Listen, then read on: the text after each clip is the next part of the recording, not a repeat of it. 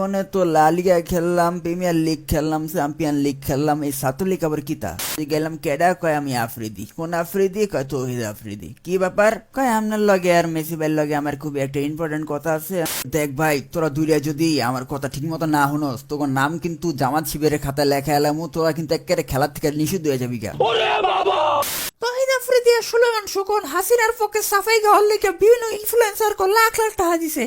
তো আপনারা কি কোনো টাকা পয়সা পাইছেন নাকি? আপনারা তো পুরো ছাত্র আন্দোলনে মুখ বন্ধ করে বই আসছিলেন। না না আপা, ওইরকম কিছু না। আসলে আমরা ওই টাইমে খেলা নিয়ে প্রচুর বিজি আছিলাম, এই কারণে ব্যাপারগুলো চোখে পড়ে নাই। চোখে পড়লে অবশ্যই এই ব্যাপার নিয়ে আমরা কথা বলতাম। কিন্তু আমার যত ধারণা ওই টাইমে আপনাকে ইম্পর্টেন্ট কোনো খেলা ছিল না। আর আপনার ছোট ভাই এনসো ফার্নান্দেজ তো 2-3টা পোস্ট করছে, আপনি তো একটা পোস্ট হইলে করতে পারতেন। কি আপনারা কি কোনো কারণে ভয় পাইছেন? না না, ভয় পাওয়ার কোনো প্রশ্নই আসে না, কারণ আমি 3 বেলা মাউন্টেন ডিউ খাই। তবে আমার এখন একটু লজ্জা লাগতেছে, কারণ আমি মেয়ে মাইশের সামনে তত একটা কথা বলতে পারি না। আপনি একটু রোনালদো ভাইয়ের কাছ থেকে ব্যাপারটা একটু জানার চেষ্টা করেন। আরে আমার লজ্জাবতী রে, এত লজ্জালে আপনি থাকেন কেমনে?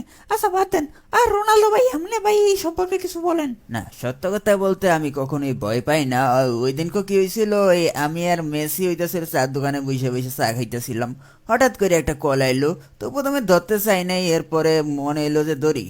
তো ধরার পরে দেখি যে ওই পাশ থেকে একজন লোক কথা কইতেছে, যে গেলাম কেডা? কয় আমি আফ্রিদি। কোন আফ্রিদি? কয় তৌহিদ আফ্রিদি। কি ব্যাপার? কয় আপনার লগে আর মেসি ভাইয়ের লগে আমার খুব একটা ইম্পর্টেন্ট কথা আছে। আমি কই কি কইবেন? কই আল্লাহ মেসি আমার লগে আছে। কয় ভাই আপনাদের এখন ছাত্রলীগের হয়ে খেলতে হইব, আপনারা এখন কোথায় আছেন? তো আমি কইলাম যে জীবনে তো লা লিগা খেললাম, প্রিমিয়ার লিগ খেললাম, চ্যাম্পিয়ন লিগ খেললাম, এই ছাত্রলীগ আবার কিতা? ওই পাশ থেকে ওই কইলো যে ভাই এটা কোনো লিগের নাম না, এটাই তো চাইলো আমাদের একটা রাজনৈতিক দলের নাম। তো এটা শুনে আমার মাথাটা পুরাই গরম হয়ে গেল গা, ফোনটা দুপ করে কাটিয়ে দিলাম। তারপর হালাই আবারও কল দিল, তো কল ধরে আমি কইলাম যে ভাই তোরা আমাকে ব্যাপারটা আসলে বুঝতে পারস নাই, আমাকে ডিমান্ড অনেক বেশি, তোরা আমাকে ওজন সইতে পারবি না। আফা এটা কোয়ার পরে ওই পাশ থেকে আমার হালার প্রতি দুইটা জাজিদা কইলো, এ হোগার পোলা তুই কি জানস আমাকে এখানের একটা ইউনিয়নের সহ সভাপতি প্রতি মাসে যা ইনকাম করে, আর তুই প্রতি সিজন ইনকাম করতে পারস না। বিশ্বাস করে না পাই, এটা শোনার পরে আমার বিচি বুচি পুরা লক হয়ে গেছে যে আমি কোন দেশে আছি ভাই। এখানে কি প্রলিক মরলিক খেললে আমার হোগারও টানে জায়গা 2 টাকা ইনকাম করতে, আর ওইখানে বলে সভাপতি আমার থেকে বেশি ইনকাম করে। ভাই রে ভাই,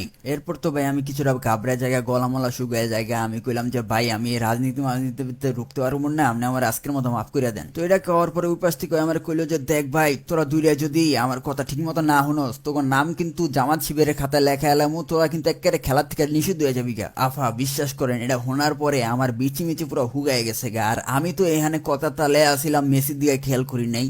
তো হঠাৎ মেসির দিকে তাকায় দিয়ে ওই পায়জামা আমার ভিজায় পুরো হলুদ বানায় লাইছে। হে ভাই, মিথ্যা কথা কানকা ভাই, আমি খালি পোশাক বসে বাগানে বসিনি, বলে দেবো কেমনি মিয়া। বেটা তুই বেশি কথা কইস না বেটা, তোর এই অবস্থা দেখে আমি সবচেয়ে বেশি নার্ভাস হয়ে গেছি গা বেটা। আরে হইছে হইছে, আর কেন করে নেই, এরপর কি হয়েছে এরকম? এরপরে আপা আর কি আর কমু, আমাকে তো অবস্থা কাহিলা হুন্যা কি আর আমাকে বিচিমিচি ঠিক থাকে। আমরা তো পুরা আত্মগোপনের জায়গা, একেবারে ফোন টোন অফ মফ করিয়া। এরপরে আর অনলাইনে আহা হয় নাই, ফেসবুকে পোস্ট মোস্ট করা হয়নি স্টুডেন্ট গুলো ইয়া। আর এই কারণে যে নতুন একটা ঝামেলা, এখন স্টুডেন্ট আমাকে উপরে খেপে গেছে গা। ওই দিন শুনলাম মেসের বাড়িতে নাকি বলে পোলাপানি অ্যাটাক ম্যাটাক করছে, সেনাবাহিনী আমগুলো বাঁচাইছে। এখন আমরা কি করবো ভাই, আমরা নিজেরাই তো আসছিলাম ঝামেলায়।